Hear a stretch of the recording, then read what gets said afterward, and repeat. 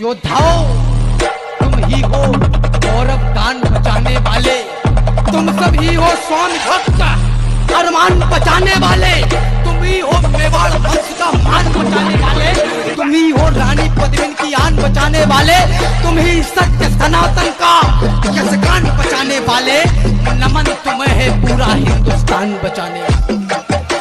मैं ये देखकर बहुत ज्यादा हैरान हूँ कि कैसे सोशल मीडिया पर लोगों ने लाखों वीडियो बनाई हैं, फिल्म बनाई है ये कहते हुए कि उन्होंने मुगलों से धर्म की लड़ाई लड़ी थी।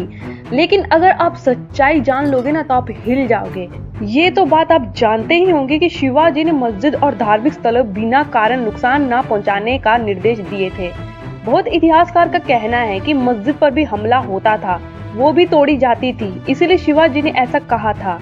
शिवाजी महाराज की सेना और नौसेना में अधिकतर मुस्लिम सेना ही थे। दौलत खान जैसे मुस्लिम अधिकारी मराठा सेवा में थे। शिवाजी का मुस्लिम के साथ बहुत अच्छा कनेक्शन था। शिवाजी के वकील मोहम्मद काजी हैदर थे और औरंगजेब ने कुछ मंदिरों को गिराने के आदेश दिए थे, लेकिन साथ में कुछ मंदिर, ब्राह्मणों और धार्मिक संस्थानों को जमीन 400 से ज्यादा जमीन दिए थे। यानी उन्होंने मंदिर बनाने के लिए 400 से ज्यादा जमीनें ब्राह्मणों को दी थी और उन्होंने बहुत सारे मंदिर भी उन्हें दान किए थे। ऐतिहासिक दस्तावेज में दोनों प्रकार की घटनाएं दिखाई जाती है। औरंगजेब के भी मैक्सिमम सैनिक हिंदू ही थे, जिसमें राजा जय सिंह और राजा जसवंत सिंह सबसे महत्वपूर्ण पद पर थे। इसीलिए ये कहना फिल्मों में फर्जी बात दिखाना कि औरंगजेब हिंदू विरोधी थे, ये बहुत गलत बात है। तो अब सवाल ये है कि शिवाजी महाराज का मुगलों के साथ लड़ाई किस बात की थी? शिवाजी महाराज ने कभी भी धर्म की लड़ाई नहीं लड़ी थी। जैसे किसी भारी आक्रमणकारी भारत आता था, भारत में पूर्ण स्वराज्य स्थापित करने की कोशिश करता था, सेम ऐसे ही शिवाजी महाराज भी अपना स्वतंत्र राज्य बनाना चाहते थे। वो दक्कन के किलों और क्षेत्रों पर कब्जा करना चाहते थे। जिस क्षेत्र पर उनका नियंत्रण था वो वहाँ पर कर वसूला करते थे। किसानों से भी खेती का कर लेते थे। पड़ोसी क्षेत्र से 25% कर लिया जाता था। ये 25% कर इसीलिए लिया जाता था ताकि उनकी सेना उस क्षेत्र पर हमला ना करे। अगर कर नहीं देते थे तो शिवाजी की सेना हमला करती थी और कुछ दूसरे क्षेत्रों में स्वदेशमुखी कर 10% वसूला करते थे। यानी कि औरंगजेब और इसमें कोई फर्क नहीं था, दोनों अपनी जमीनी लड़ाई लड़ रहे थे। दोनों को इस युद्ध में धर्म से कोई लेना देना नहीं था। दोनों पक्ष अपना अपना अधिकार चाह रहे थे। औरंगजेब पूरे दक्कन को मुगल साम्राज्य शामिल करना चाहता था, लेकिन शिवाजी इसका विरोध कर रहे थे।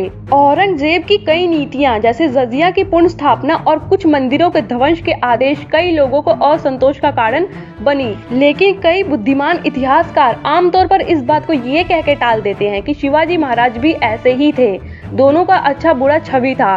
अगर शिवाजी महाराज सच में धर्म की लड़ाई ही लड़ रहे होते तो युद्ध में उनके सैनिकों द्वारा मंदिरों को नुकसान नहीं पहुंचाया जाता।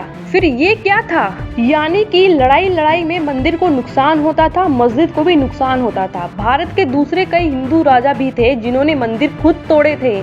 तो ये क्या था? अगर सच में मुगल मुस्लिम धर्म और शिवाजी महाराज हिंदू धर्म स्थापित करने की कोशिश कर रहे थे तो मंदिर मस्जिद पर भी क्यों हमले हो रहे थे दोनों की तरफ से?